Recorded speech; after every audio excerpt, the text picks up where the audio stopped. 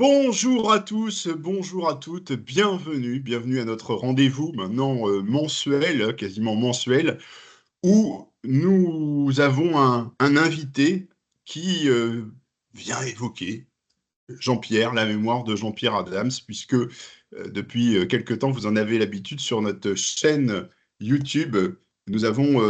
Nous mettons en lumière la carrière de Jean-Pierre avec des joueurs qui l'ont côtoyé. Je suis avec mon ami, mon fidèle acolyte, Michel. Comment vas-tu, Michel? Eh bien, écoute, très bien. Et puis, nos interviews continuent et vraiment un grand honneur d'avoir Christian Saramagna, vraiment. Ok, avant toute chose, Michel, je voulais rendre un hommage à Bernadette Adams, dont c'était l'anniversaire il y a quelques jours. Oui, tout à fait. Et Que j'ai eu au puis, téléphone il n'y a pas longtemps. Voilà. et puis aussi Cyril Hureau qui a initié ce projet. Alors, on a vraiment un invité extraordinaire, Michel, Ah, extraordinaire. et oui, C'est et c'est- oui. c'est Christian Saramagna. Christian Saramagna, merci de nous faire l'amitié de partager ce temps avec nous. La première question que j'ai envie de vous poser, qu'est-ce que vous devenez? Alors, qu'est-ce que je deviens? Bon, maintenant, j'ai 73 ans et aujourd'hui, je suis revenu un petit peu sur la région un petit peu de ma vie, puisque mes origines, c'est quand même le Pays Basque. Et depuis 2018, je suis revenu dans la région stéphanoise. Disons que j'habite Roanne aujourd'hui. Disons, je me suis rapproché de la famille de mon épouse, puisque j'ai connu mon épouse à Saint-Étienne. Voilà. Ensuite, bon, vous savez, c'est bien. Le sport de haut niveau laisse toujours des traces. Et aujourd'hui, forcément, j'ai pas mal de petits soucis, pas de santé, mais surtout au niveau articulaire. Donc, je suis limité. Alors, j'essaie de faire un petit peu d'exercice, de la marche, un peu de vélo, un petit peu de natation. Je participe également, il faut que vous le sachiez, on a créé avec Dimitri Yachvili une association qui touche ma petite fille et Dimitri Yachvili, sa fille, qui s'appelle Une balade pour Justine et Lou. Ce sont des enfants qui ont été touchés par l'arthrite juvénile idiopathique. Donc, c'est quelque chose qui nous tient à cœur et dont on s'occupe, bien sûr, un petit peu tous les jours, quoi. Voilà. Ensuite, je participe avec des amis. J'aime bien les cartes, le tarot. Voilà. Donc, et je suis randonneur également. Voilà. Donc, j'essaie de fournir au maximum mes journées. Mais bon, écoutez, pour l'instant, tout va pour le mieux, disons. Alors, c'est le syndrome du jeu de cartes avec notamment Jacques Santini, qui semble-t-il était le roi des cartes. Il racontait cela avec, avec il adorait gagner, apparemment. Non, mais écoutez, très honnêtement, j'ai eu l'occasion de rencontrer beaucoup de personnes, si vous voulez, qui adorent les cartes, mais qui sont fins joueurs. Mais Jacques Santini, c'est quand même celui qui m'a le plus impressionné, quoi. Il comptait tout. Je ne l'ai jamais vu perdre aux cartes, que ce soit le tarot, la belote, la quenche, n'importe quel jeu. C'est quelqu'un qui est assidu et qui est. Ouais, ouais, c'est un vrai pro, quoi. Vrai Oui, pro des oui. cartes. C'est un vrai, mais il est assez impressionnant parce qu'il a une mémoire incroyable C'est ça. et c'est hallucinant, quoi. J'ai l'impression qu'il a une cérébralité, ce monsieur, qui est absolument déconcertante. Ah, vous savez, il compte tout, hein. Il compte Ouais. tout et on peut pas le surprendre, quoi. Mm. Il est vraiment ouais, surprenant. Ouais. Christian, vous avez démarré, enfin, vous êtes originaire de Bayonne, une région où on fait plutôt de la pelote basque ou plutôt du rugby. Et alors vous, vous choisissez le football. Qu'est-ce qui fait Alors, que vous avez fait ce j'ai pas choix? trop choisi. Je vais vous expliquer en quelques mots. C'est-à-dire que, comme vous venez de l'expliquer, la base de nos sports au Pays Basque, c'était le rugby et la pelote basque. J'ai touché à tout ça et j'ai fait un petit peu d'athlétisme également. Et j'avais comment vous dire ça, un premier entraîneur qui s'appelait Monsieur Saurin, qui voyait en moi certaines qualités et qui a voulu absolument que je participe au concours du jeune footballeur. Bon, moi, je ne savais pas ce que c'était déjà, et donc il m'a entraîné. En plus, j'étais en pension à l'époque, il venait me récupérer pour m'entraîner. Et figurez-vous que ce concours, je l'ai gagné sur le plan régional, départemental, et à Paris, eh bien, j'ai eu le titre de champion de France. Donc, j'ai fini premier à Paris, et à partir de là, ben, j'ai rencontré une personne qui s'est présentée devant moi, que je ne connaissais pas, et qui s'appelait Monsieur Garonner, que vous connaissez bien, Bien sûr. et qui me demande d'où je venais. Et je lui ai expliqué que je venais de Bayonne et que bon. Et la réflexion qu'il m'a fait en premier lieu, il m'a dit, mais on joue au football à Bayonne? Et je lui ai dit, oui, la preuve, c'est que je joue un petit peu au football, mais j'ai des priorités actuellement, c'est la pelote basque et le rugby. Et à partir de là, ben, il a téléphoné à mes parents et j'ai fait 2 stages à Saint-Étienne qui m'ont permis de rejoindre ce club très mythique.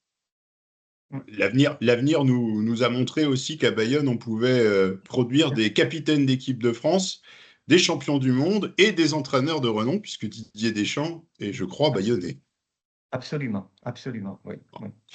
Alors, comment se passent vos débuts à l'AS Saint-Étienne? Racontez-nous un petit peu comment ça se passe. Pierre Garonner vient vous chercher. Racontez-nous un peu les débuts.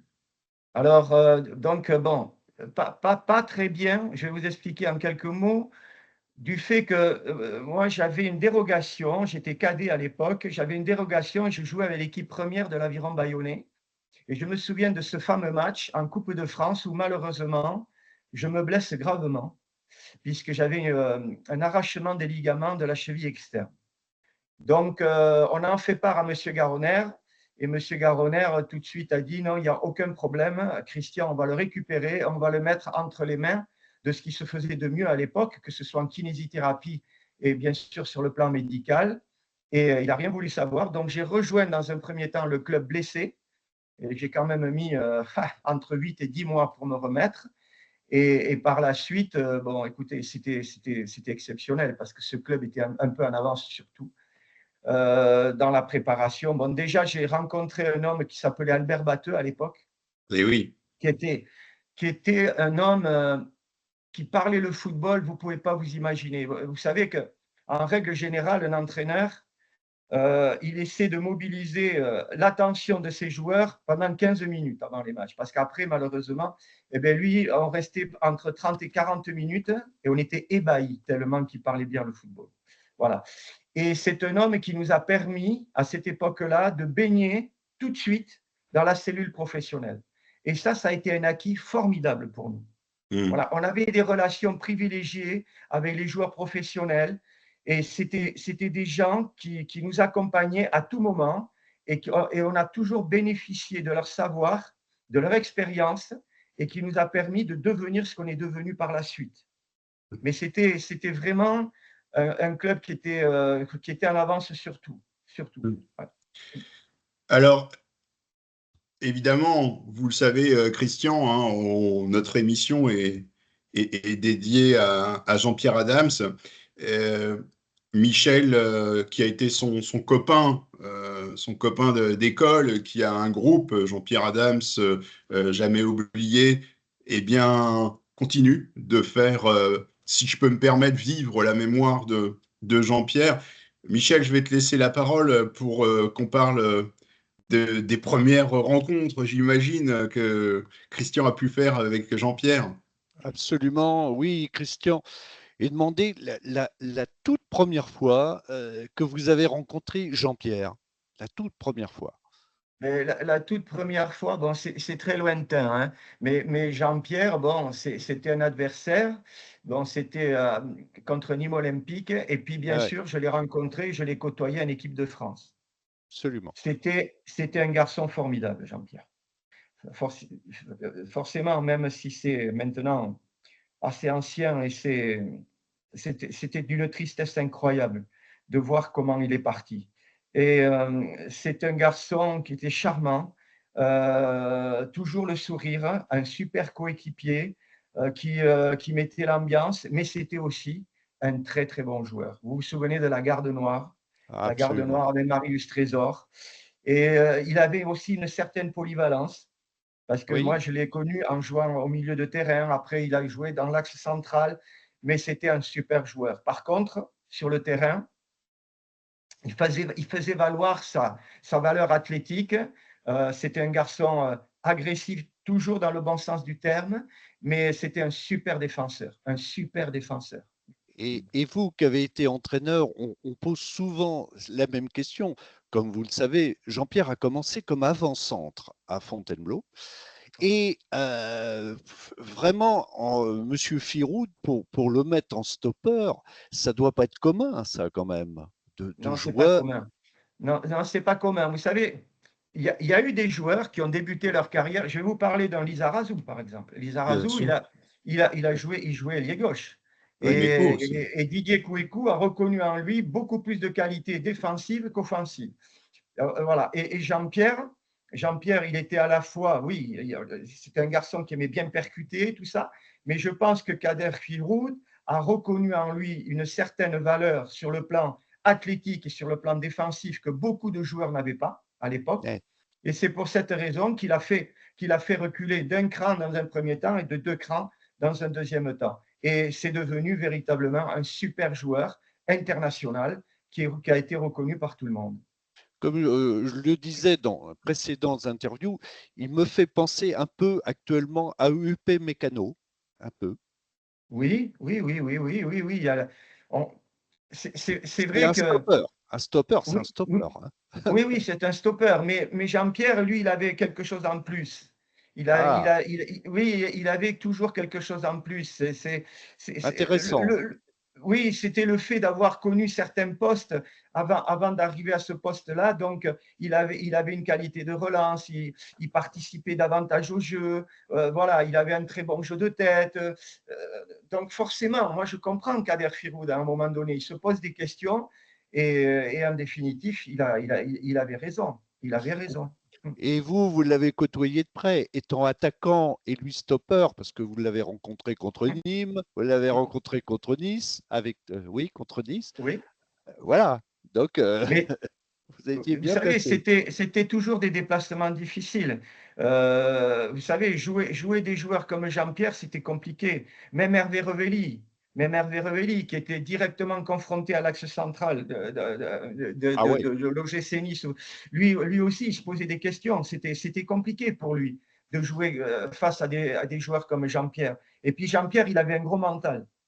Il avait Ouais. un gros mental. Moi, j'ai vu souvent Jean-Pierre parler à Marius. Et c'était pas le contraire. C'était Jean-Pierre qui parlait à Marius, qui était censé de le rassurer, de lui apporter ce capital que Marius avait besoin à cette époque-là. Donc, c'était véritablement le leader. Oui, nous avons eu aussi en interview Jean-Paul Bertrand Demanne qui nous disait que franchement, il dit quand j'avais deux personnes devant moi, bon, l'expression qu'on dit, je me frisais un peu les moustaches, je veux dire, voilà. Oui.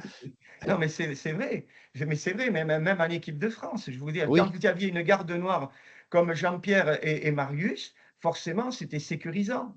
et oui. Donc, la base d'une équipe, vous le savez, hein, c'est cet axe central, le gardien de but et les deux défenseurs centraux.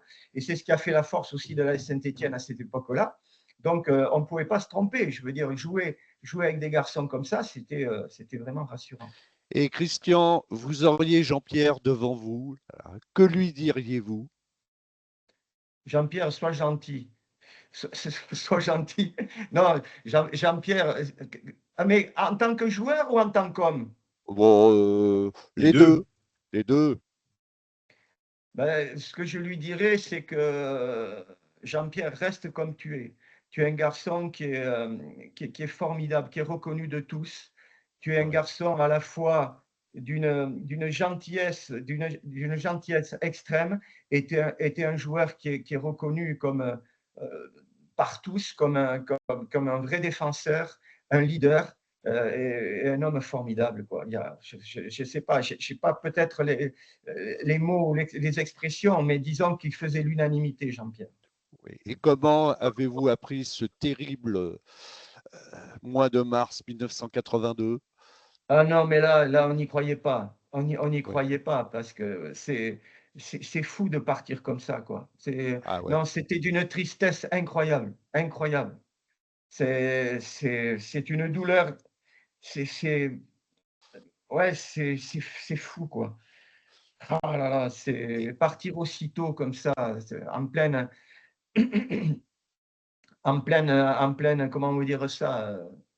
Pleine jeunesse, on peut dire, En parce que pleine 32. jeunesse, oui, voilà, Oui, en pleine jeunesse. Oui, parce qu'il Et c'est préparait pas no ses dix. c'est ouais, c'est pas normal donc forcément, on a tous été touchés, et on en parle toujours, vous savez, Et oui, de tous les garçons qu'on a côtoyés, quand on se réunit, je ne sais pas si vous le savez, mais avec tous les anciens de 76, on se réunit tous les ans oui, oui, au oui, mois oui, au mois oui. de septembre et il nous arrive de se remémorer bien sûr des souvenirs lointains et Jean-Pierre, fait bien sûr, Jean-Pierre est toujours au milieu de la conversation parce que c'est mm, un garçon qui nous a marqués et il nous a Oui. marqués à vie, à vie. Et j'ai eu récemment pour une future interview, Osvaldo Piazza en Argentine, qui Très bien. me, oui, oui, oui, qui va le faire et qui garde un souvenir vraiment.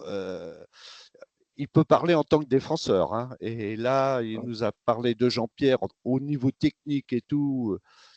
Il me disait au téléphone qu'il était hors norme quand même. ça C'est aurait fait ça. une belle C'est défense, hein. Ouais. ah oui, oui, tous les 2 là. Ouh là là. Piazza Adams, Ouais, ça aurait ouais. été spectaculaire, hein. Non mais Jean-Pierre, si tu veux un résumé, il était complet. Ouais. Il était complet Jean-Pierre, donc il avait tout pour lui. Il avait tout pour lui, il faisait l'unanimité partout, il aurait pu signer n'importe où et Ouais. à l'étranger, ça aurait été un des premiers à quitter la France pour aller jouer à l'étranger. Il pouvait jouer dans le championnat anglais, le championnat espagnol, parce qu'il avait la technique, il avait la valeur athlétique, dans le championnat italien. Oui, alors vous savez, Et à ce propos, je mets une parenthèse, mais Osvaldo arrive en France dans la 3e semaine du mois d'août, oui. D'accord. pour que vous le sachiez. Donc, faut qu'on puisse gérer ça, Michel. Tout à fait. Christian, vous avez 4 sélections en équipe de France. Oui, oui, alors, C'est peut-être un regret parce que on pourrait. Moi, je vais vous dire, quand j'ai regardé un petit peu vos sélections, je pensais que je me suis dit, oh, bah, Christian Saramagna doit avoir beaucoup plus de sélections en équipe de France. Est-ce que c'est pas un regret pour vous? ah ben, je vais vous expliquer. Non, je pense que vous ne vous souvenez pas. Non, j'aurais eu beaucoup plus de sélections puisque j'ai le visa pour la Coupe du monde 78. Donc, il faut savoir qu'en février 78, j'ai eu une double fracture ouverte de la jambe. D'accord. D'accord. Donc, forcément, je n'ai pas pu faire la Coupe du monde. Et puis, ça m'a privé de beaucoup de choses par la suite. Forcément, au niveau des sélections, parce que j'ai quand même mis un peu plus d'1 an pour revenir. Et vous avez tout à fait raison, c'est mon plus grand regret. C'est mon plus grand regret. Malheureusement, j'ai eu cette très grave blessure qui m'a privé de la Coupe du monde, où j'aurais pu avoir beaucoup plus de sélections, mais aussi qui m'a privé beaucoup de choses, parce que quand on a ce genre de blessure, forcément, vous vous sentez diminué. Je Donc, je comprends. n'ai jamais récupéré toute l'aptitude de mon potentiel et de mes possibilités. Et j'ai quand même pu signer par la suite dans un club de Ligue 2, puisque c'était Montpellier, avec lequel on a connu, disons, oui, 2 ans après la montée en première division. Mais forcément, c'est un très, très grand regret dans ma carrière de joueur professionnel. Et Christian, dites-nous, tous les jours, on vous parle des Verts. Incroyable, incroyable. Ah non, non, mais je vous assure, je vais vous raconter. Euh, bon, j'ai eu la chance d'être entraîneur depuis 82, j'ai arrêté, ça fait 5, 6 ans, mais chaque fois que je me déplaçais avec une équipe, quel que soit son niveau, les gens venaient autour de moi pour me parler des Verts. Hmm, Ils ne me parlaient pas de mon équipe, ni de mes joueurs, ni de mon match, mais ils me parlaient des Verts. Racontez-nous, qu'est-ce qui s'est passé? Racontez-nous des anecdotes.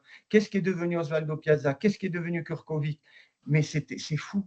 Et même à l'heure actuelle, j'ai toujours gardé des Ouais. photos, dans mon véhicule, parce qu'il y a des gens qui arrivent à me reconnaître. C'est compliqué à me reconnaître. Ah, nous, on Donc, vous a reconnu tout de suite, hein. Oui, oui. c'est gentil, oui, c'est gentil. Et pour avoir des photos alors figurez-vous que, bon, vous le savez, dans 2 ans, on fête nos 50 ans et je sais qu'il se prépare quelque chose. Je ne peux pas vous dire pourquoi, parce que, bon, je ne suis pas dans les confidences, mais c'est quand même formidable. On a touché toute génération confondue, quoi. C'est Euh, fou. C'est fou. regardez, Vous regarde. en êtes la preuve. Ouais, moi je suis fan de Saint-Étienne. Alors, vous savez, je suis fan de Saint-Étienne et moi je suis de Gien dans le Loiret et il se trouve que Ah vous oui, êtes venu jouer à Gien avec oui, une équipe, on va dire, qui était très très forte puisque l'idée, c'était de faire souffler un petit peu ce que nous ont raconté les aînés. Vous avez gagné 6-0. D'ailleurs, on a j'ai vu le titre il n'y a pas longtemps dans les journaux. Et je suis assez ému de vous avoir parce que mon grand-père, quand il m'avait raconté ça, il m'avait expliqué avec sa gouaille, il y avait Saramagna et il vous adorait.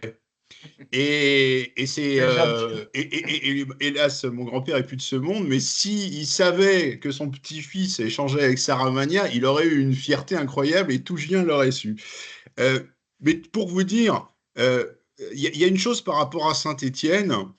Il y a un truc qui m'a énormément touché, moi, c'est le reportage qui est passé sur l'équipe, Oui. où on voit des joueurs, tour à tour, parler de la l'AS Saint-Étienne, et certains joueurs pleurer. J'ai vu, par exemple, Sénégal pleurer. On a l'impression qu'il y a quelque chose, c'est comme si c'était hier pour vous.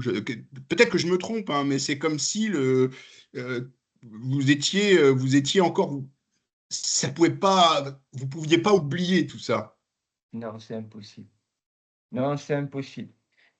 Euh, hier, quand je dis hier, c'est notre début de carrière, on était des équipiers et coéquipiers. Par la suite, on est devenus des amis. Et aujourd'hui, on est une vraie famille. C'est-à-dire, tout ce qu'on a vécu ensemble, c'est tellement fort, mais vous ne pouvez pas vous imaginer, quoi. C'est parce que bon, on l'a vécu de l'intérieur, mais et puis on était tous des gens simples, Hmm. simples, voilà. Et on avait des relations extraordinaires. On ne se prenait pas pour ce qu'on n'était pas. On savait d'où on venait. On partageait tout avec les gens. Euh, voilà. Mais c'est vrai que c'est quelque chose. C'est quelque chose qui est gravé à vie, quoi, dans notre cœur, dans notre tête. Et oui, on est très proches les uns des autres, quoi. Et c'est vrai que vous avez tout à fait raison. On est à la limite, quand on parle sur le plan émotionnel, on est toujours à la limite quand on se rencontre, quoi. Hmm. C'est c'est fou. C'est fou, mais c'est réel. C'est Hmm. réel. Ce qui s'est passé dans ce club, c'est inexplicable, quoi. Hmm. Vous comprenez ce que je veux dire? Oui, Complètement Vous parce que avez ça se ressent. On a l'impression que rien qu'avec le regard, vous avez cette espèce de montée émotionnelle où tout ce que vous avez vécu est énorme finalement. Oui, ça se ressent. Vous oui, savez, je vais vous donner en quelques mots un exemple. Deux exemples. Ce qu'était véritablement le club. D'abord, je vais parler de ma personne. Je vous ai parlé de mon accident en 78. J'étais en fin de contrat. J'étais en fin de contrat. C'est arrivé en février 78. Donc, pour moi, ma carrière de footballeur professionnel était terminée, puisque je terminais en mai. Monsieur Rocher, Monsieur Rocher est venu me voir tout de suite dans le vestiaire, dans le cabinet médical. C'était affreux ce que je souffrais Hmm. et tout. Bon, j'ai une fracture ouverte, hein, j'avais la Ouais. jambe à 90 degrés. Bon, je ne vais pas rentrer dans les détails. Eh bien, il m'a dit tout de suite, Christian, ne t'inquiète pas pour ton avenir. Tu fais partie de la famille. Hmm. À partir de maintenant, je te prolonge le contrat d'une année supplémentaire aux mêmes conditions, alors qu'il savait que je n'allais pas pouvoir jouer, de façon à ce que tu te remettes de cet accident grave que tu viens de subir. Un Ça, c'est seigneur. la première chose. La deuxième chose, en tant que joueur, on est quart de finale de la Coupe d'Europe contre Chorzo. Je suis remplaçant ce jour-là. Patrick Revelli, parce qu'il faut savoir qu'à cette époque-là, ceux qui étaient sur le terrain, ceux qui jouaient, touchaient la prime. Hmm. Mais ceux qui ne jouaient pas touchaient 40-50% de la prime. Patrick a signifié un genre de petite blessure musculaire à 5 minutes de la fin, alors qu'on était qualifié, pour me faire rentrer, pour me faire toucher la prime, alors que je n'étais même pas au courant. Vous Des comprenez seigneurs. ce qui existait dans cette équipe, dans ce groupe? Mm. Voilà. Toute la valeur de ce club, Des entre seigneurs. le président et les joueurs. Mm. Oui, Michel? oui, puis Christian, quand vous parliez, on sait d'où on vient.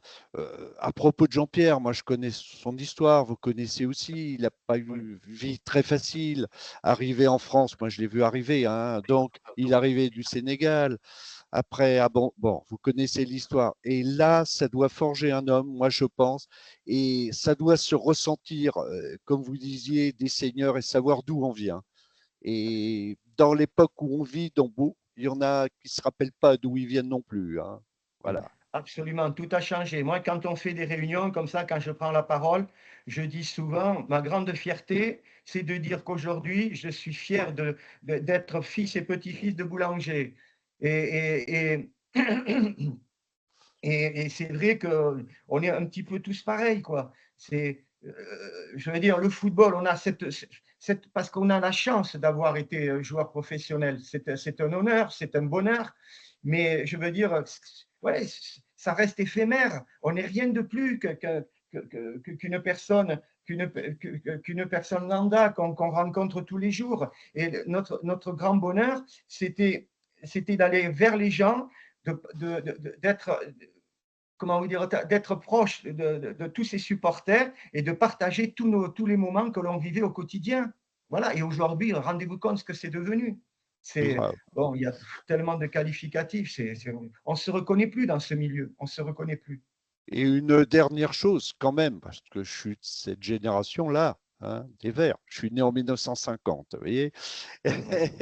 Et vous, c'est incroyable de voir le défilé sur les Champs-Élysées alors que vous avez perdu. Oui, c'est vrai. Non, mais quand on s'imagine là le défilé sur les Champs-Élysées alors que vous avez perdu, il fallait voir à l'époque, hein. Non, mais c'est pour ça, on dégageait une humilité, une Ouais. simplicité. Les gens se sont octroyés un petit peu tout ça et ont partagé tout ça avec nous. Et c'est pour ça, je vous dis, c'était un amour profond qu'on avait avec les gens et les gens avaient ressenti ça et ils nous l'ont renvoyé. Et je vous dis encore aujourd'hui, je côtoie, je peux côtoyer du monde et ils se remémorent tout ça. Mais c'est vrai, comme vous dites, nous-mêmes, on était, on était surpris de voir tout ça, cet amour qui s'est dégagé, quoi. Imaginez si on avait gagné le match, qu'est-ce qui se serait passé? Mm. Et juste 10 secondes, même à Bamako, vous voyez ce que je veux dire, on devait vous en parler, puisque vous avez Mais bien dirigé. sûr, à Bamako, mais bien sûr, vous avez tout à fait raison. Moi, Mm. j'ai eu une grande fierté aussi de m'occuper d'une équipe nationale Ouais. parce que j'adore l'Afrique et je remercierai jamais assez Salif Keïta Ah oui, qui m'a permis de rejoindre la sélection, avec qui j'ai beaucoup partagé la Panthère noire. Et non, non, j'ai beaucoup aimé cette expérience, ce vécu. Coupe d'Afrique des Nations à Ouaga, les championnats du monde des U20 à Accra, au Ghana. Non, c'est quelque chose aussi qui nous a marqué le cœur. On avait des liens rapprochés avec les gens aussi. Mm. ah, je ne savais pas que Salif Keïta avait été le lien, vous voyez. C'était le lien. Mais D'accord. pour en revenir au Vert, aux Champs-Élysées, vous étiez les premières rockstars, en fait, finalement. Parce que il y avait pas, le foot était pas si populaire que ça. C'est Saint-Étienne qui, quelque part, a Ah ouvert ouais, la voie du football. ouais. Saint-Étienne a popularisé le football. Finalement, vous êtes les pionniers. Oui, c'est un peu vrai, oui. Ouais, c'est Mm. vrai. Il y a eu C'est Reims, vrai. mais il n'y avait pas la télévision. Non, il n'y avait pas la télévision, mais alors, déjà au départ, si vous voulez, Robert Herbert avait tout compris. Robert Herbert avait tout compris. La génération qui nous a précédés, sûrement sur le papier, c'était beaucoup plus fort que notre génération. Beaucoup plus fort. Il faut savoir, vous vous souvenez, ils ont gagné 5 titres. Eh oui. 5 titres. Mm. Une saison, ils ont perdu un match sur une saison, à Rennes. Mm. Un match. Et le buteur, c'était Daniel Rodiguero. Ils l'ont honoré à la fin de la saison. Robbie, il savait que sur le plan technique, on pouvait rivaliser avec n'importe qui. Mais par Mm. contre, chose qu'ils n'avaient pas eux, sur le plan physique, sur le plan athlétique, il fallait véritablement être capable de surmonter les carences du football français. Et lui nous a fait beaucoup travailler, bien sûr, avec le mental, Bien sûr. forcément. Parce que si vous n'avez pas ça, le reste ne suit pas. Mm. Et ça, si vous voulez, ça nous a permis d'élever notre niveau de jeu. D'élever Mm. notre niveau de jeu. Et c'est vrai que par la suite, je voulais dire quelque chose et je ne sais plus. Vous parliez de Robbie qui a réussi à mettre en exergue la partie physique. Hein, vous parliez de la partie technique, la partie physique. Il a quelque part amené une certaine rigueur, une certaine discipline. Vous Oui, étiez parti sur oui, oui, sur cette oui. explication. Mais vous faisiez le comparatif entre l'équipe de Bosquet, Beretta, Bosquet, voilà, Carnus Carnus, et Icare, etc. oui. Et la vôtre finalement. Vous savez, Monsieur Batteux, quand je vous ai parlé de Monsieur Batteux, bon, Monsieur Batteux, quand je vous dis qu'il nous a mis dans des conditions, disons, idéales, il faut savoir que tous les mercredis, on faisait des oppositions entre le centre de formation et les joueurs professionnels. Et ça a été quelque chose d'important pour nous, Mm. d'important. Parce qu'il nous arrivait de battre cette équipe-là sur les entraînements. Pas tout le temps, mais il nous arrivait de les battre. Et Robbie avait tout compris. Il savait Mm. que sur le plan technique, on pouvait rivaliser avec les meilleurs, puisqu'à cette époque-là, l'équipe qu'on rencontrait à l'entraînement, c'était les meilleurs. Mm. Voilà. Mais par contre, tout le reste, on ne l'avait pas. Tout le reste, on ne l'avait pas. On l'a acquis à travers, bien sûr, les saisons, et ce qui nous a permis, en 3 saisons, de faire un quart de finale, une demi-finale et une finale. Mm. Christian, quel plaisir de vous avoir eu avec Ab- nous. Absolument. On pourrait vous garder toute la journée, mais on sait que c'est pas possible.